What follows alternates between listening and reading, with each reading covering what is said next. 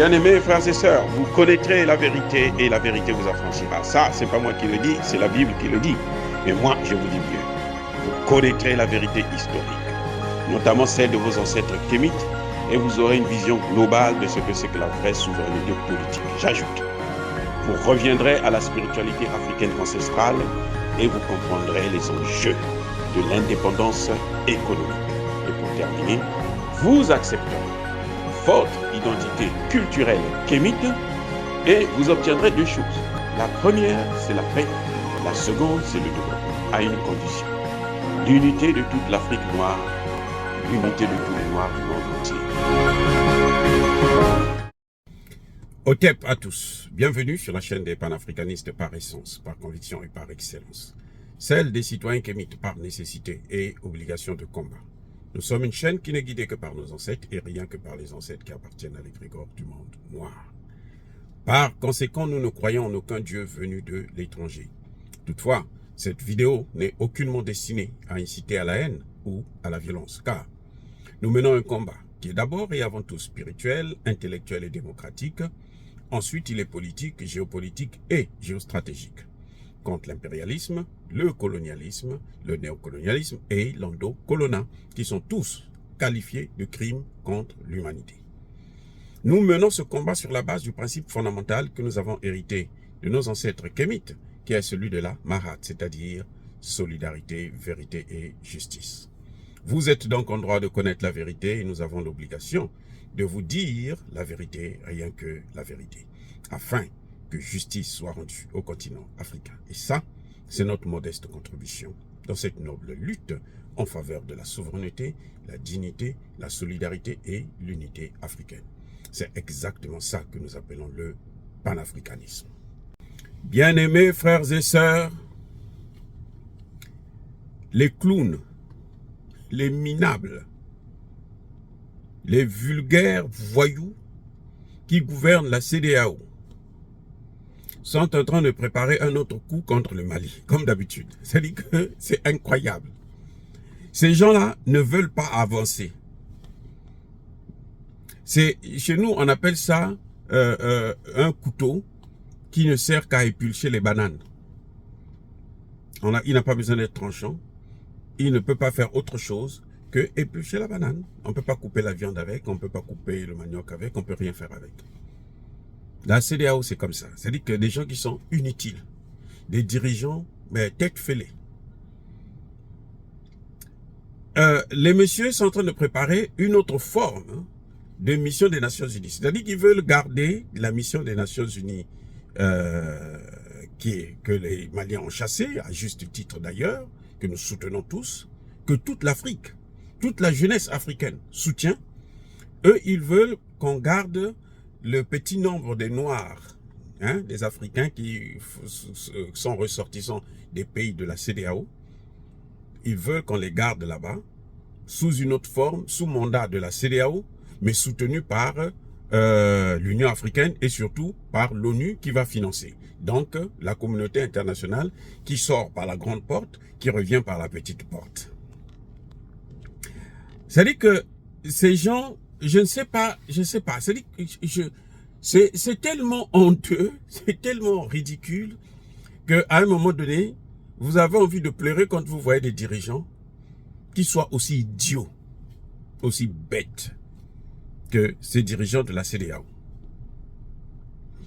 Le Mali vient de donner un coup dur, un coup de marteau à l'ONU, à la France, aux États-Unis, qui ont tous été obligés. Ils ont voté à l'unanimité. C'est-à-dire que tous les 15 membres ont accepté que la mission parte, qu'elle n'est plus utile, qu'il ne fout absolument rien. Mais la CEDEAO se dit, on va garder les petits noirs là, qui vont faire le travail des puissances occidentales, de l'OTAN. C'est-à-dire que on va les utiliser pour encore faire ce que l'ONU faisait, alimenter, équiper les terroristes, financer, les ravitailler en armement, en pétrole, en gaz et autres, en nourriture, tout ça, mais sur le dos, bien sûr, de l'ONU. C'est du jamais vu. Maintenant, là où je trouve qu'ils sont tellement bêtes, qu'ils devraient repartir. Bon, ils sont trop vieux pour la plupart, pour repartir encore à l'école, mais en tout cas, ils ont besoin des cours de rattrapage. Parce que, regardez, vous savez pourquoi l'ONU, à l'unanimité, ils ont voté que la mission parte? La résolution 2690, là, c'est pas de gaieté de cœur. Hein. Elle a été rédigée, préparée par la France. Cette résolution a été rédigée, préparée par la France.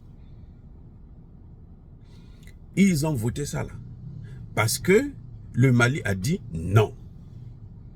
Ils étaient venus là. Parce qu'il y avait un gouvernement de transition qui avait dit oui. Maintenant qu'ils disent non, ils sont obligés de partir.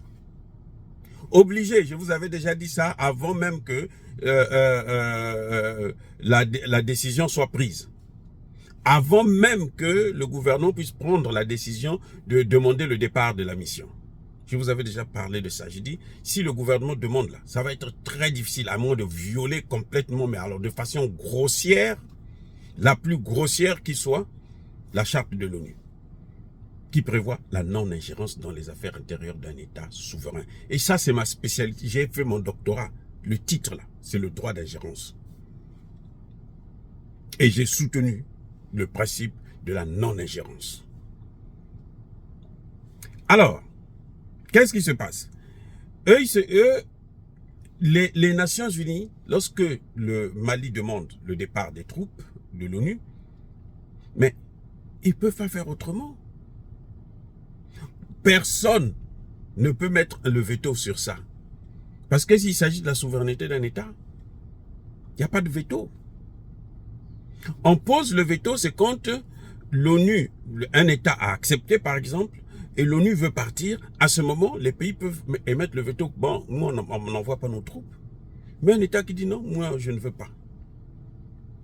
C'est l'État qui vous invite, qui invite les Nations Unies à venir. C'est ce même État-là qui vous invite à partir.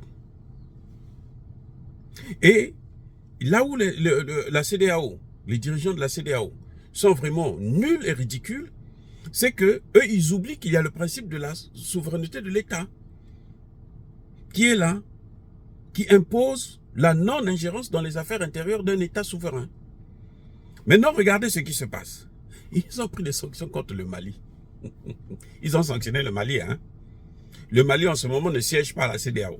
Les réunions de la CEDEAO, le Mali ne se présente pas. Le Mali n'a pas le droit de vote. C'est bien.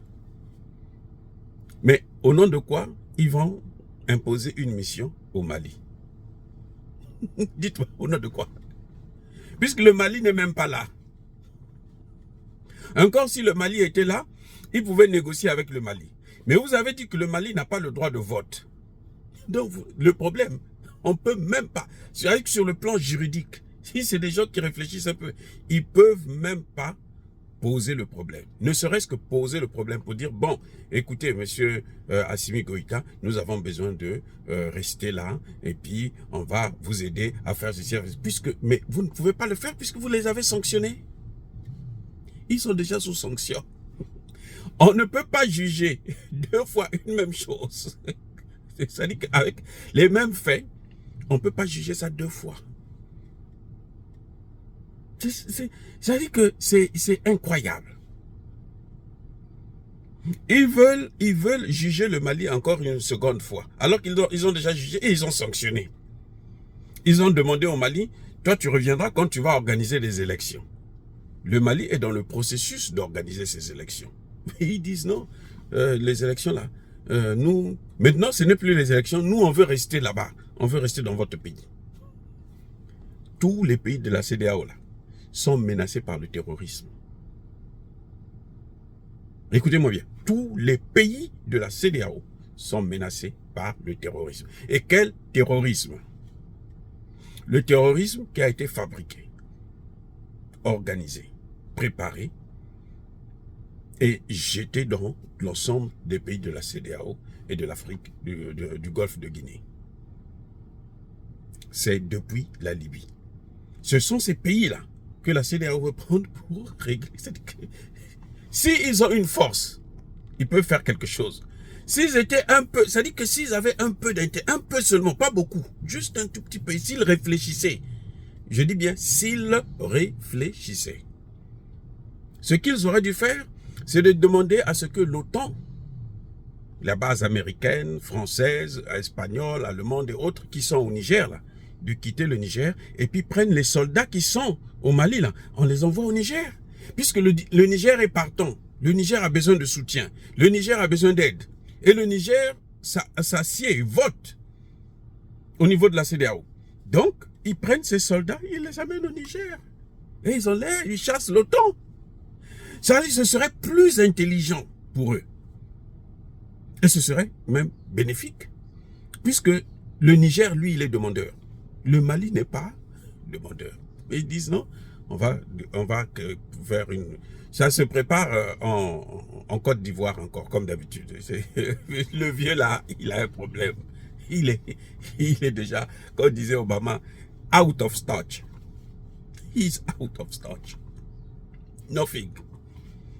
Et il s'agit qu'il ne comprend plus rien. Vous avez sanctionné le Mali et vous voulez prendre une décision sans le Mali. Donc, ce qu'on appelle non-ingérence dans les affaires intérieures d'un État. Vous voulez violer cette règle.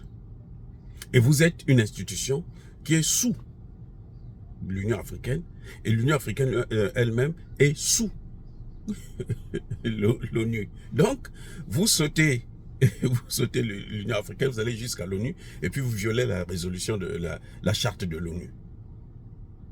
En demandant une intervention à la place du Mali. Vous avez déjà vu des gens aussi bêtes que ça? C'est-à-dire que ce n'est même pas la provocation. Ce n'est même pas la provocation. C'est la bêtise humaine. Tant que tu n'es pas bête, tu n'es pas drogué. Je vous ai dit qu'on a découvert la drogue là à la Maison Blanche, non? Tant que tu n'es pas drogué là, tu ne peux pas faire des choses pareilles. Vous avez des conseillers, des cadres, des jeunes, des savants, des gens qui ont fait des docteurs en droit, en économie, en sciences politiques. Et puis vous commettez des erreurs aussi monumentales. Il y a un problème grave. Même l'ONU, en principe, ne peut pas recevoir ça parce que l'ONU ne reçoit pas comment on appelle ça? Les demandes, les résolutions des organisations sous-régionales. Les organisations sous-régionales ne sont pas membres de l'ONU. Non, les gars, à l'ONU, là, ce n'est pas les organisations sous-régionales, ce sont les États signataires de la charte. Et les États ne sont pas allés à l'ONU sous forme d'organisation, sinon on ne compterait pas 92 États. Si ce sont les organisations sous-régionales, dites-moi combien d'organisations il y a à l'ONU qui ont signé la charte. Combien? Même l'Union africaine n'est pas une organisation membre de l'ONU.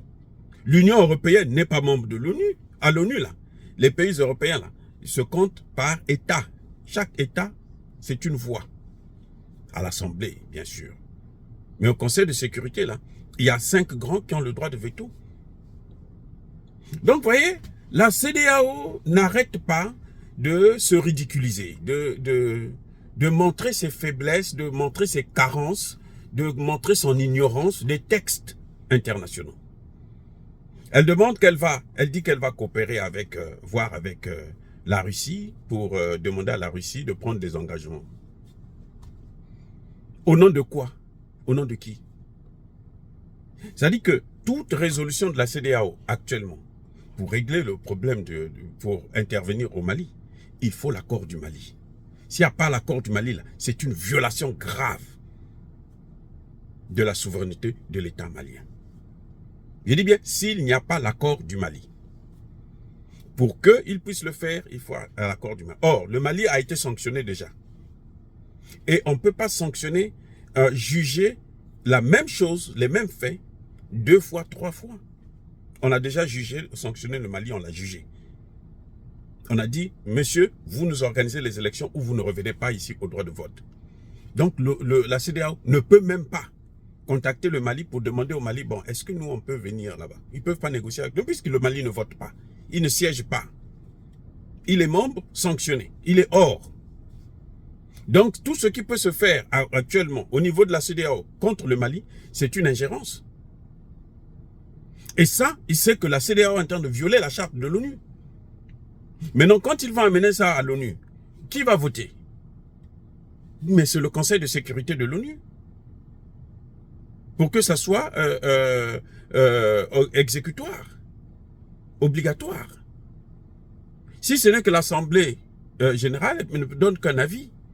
Maintenant, le Conseil de sécurité de l'ONU, pour que le Conseil de sécurité de l'ONU puisse voter ça, il y a les 5 membres qui sont là. Et la Chine et la Russie vont poser le veto. Ils vont être encore humiliés encore plus. C'est-à-dire que vous avez affaire à des gens qui n'ont aucune... C'est-à-dire que la réflexion, c'est incroyable. On se demande s'ils sont dans quelle école. Ils sont pas... Si c'était comment on appelle ça, des fouillards. Ils ne suivaient pas les cours. Parce que vous avez suivi les cours là. On peut être bête, mais pas jusqu'à ce niveau. Surtout que ce sont tous des intellectuels. Il y a un problème grave. Ombalo Sissoko, le fait d'avoir été mêlé dans la drogue, et ça l'a rendu tellement bête que ce qui compte pour lui, c'est l'argent et que les Occidentaux, l'argent illégal. C'est-à-dire que, puisque ce qu'ils font là, les Occidentaux vont leur donner un peu d'argent, vont les corrompre. Et c'est ça qu'ils sont en train de suivre. Ce n'est pas parce que ils ont réfléchi, ils ont pensé que bon, on va régler le problème là. Non. Aujourd'hui, le président Museveni vient de nous démontrer que, mais si on n'a pas résolu le problème de la Libye, si les Africains n'ont pas résolu ce problème-là, c'est parce que l'OTAN est intervenue pour chasser les Africains et pour qu'elle puisse prendre le lead de cette situation.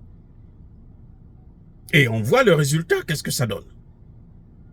Donc, la moindre des choses, c'est au moins regarder, faire au moins le bilan. La CEDEAO n'est même pas capable. Elle n'est même pas capable. Je dis bien, elle n'est pas capable. Pas qu'elle ne veut pas. Elle est incapable de faire le bilan de la mission des Nations Unies. Que c'est 0. En 10 ans, ils n'ont fait qu'aggraver la situation. Et ils se disent que non, on va continuer à aggraver la situation avec des militaires non formés qui sont incapables de régler le problème du terrorisme dans leur propre pays d'origine. Les Ivoiriens, là, il y a le terrorisme en Côte d'Ivoire. Les Béninois, il y a le terrorisme là-bas. Les Togolais, il y a le terrorisme là-bas. Les Burkinabés, il y a le terrorisme là-bas. Donc, quel est le pays de la CEDEAO qui peut se dire que moi, je suis intouchable, moi, j'ai une armée solide, donc je peux régler les problèmes. Ils sont même pas capables de financer une opération qu'ils souhaitent. Mais ils se disent qu'on va aller chez notre père. Mais chaque fois que vous allez vers les Occidentaux, mais vous partez vous mettre la corde au cou. Oui, c'est juste pour vous, vous allez vous suicider. C'est comme si vous êtes en train de continuer à scier la branche sur laquelle vous êtes assis. C'est que plus nul que les gens de la CEDEAO là. Les cadres qui travaillent là-bas, mais c'est la poubelle. Les ministres des Affaires étrangères qui sont derrière une telle initiative, mais c'est-à-dire que c'est la gang. C'est la gang. Ils jetaient à la poubelle. Il y a inutile. Or, bien aimés frères et sœurs, je crois que cette magouille-là ne pourra pas marcher encore. Et la France est en train de perdre son temps avec les États-Unis. En tout cas, surtout la France, elle est en train de perdre son temps. Parce que la France n'est plus écoutée. La France est hors sujet. Dire cela, c'est inciter à la haine ou à la violence, non. Encore une fois, les amis, Yabako Hervé, soyez bénis, je persiste et je signe, abondamment bénis par le Dieu des Kémites et par nos ancêtres angélisés. Mais que tous ceux qui persécutent le continent africain, le pillent et le déstabilisent, qu'ils soient noirs, blancs, chinois, arabes, indiens ou qui qu'ils soient maudits, foudroyés, neutralisés, effacés, écrasés par ce Dieu des Kémites et par nos ancêtres angélisés. Je vous adore, vous êtes formidables. Vive l'Afrique éternelle. J'ai dit et j'assume.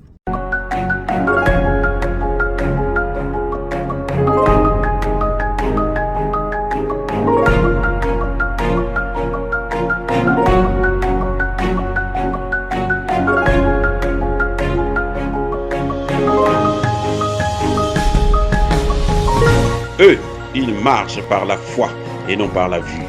Mais moi, je vous conseille vivement de marcher par la connaissance scientifique et historique, notamment celle de nos ancêtres kémites, par les cinq sens et par l'intelligence. À vous, à Pierre.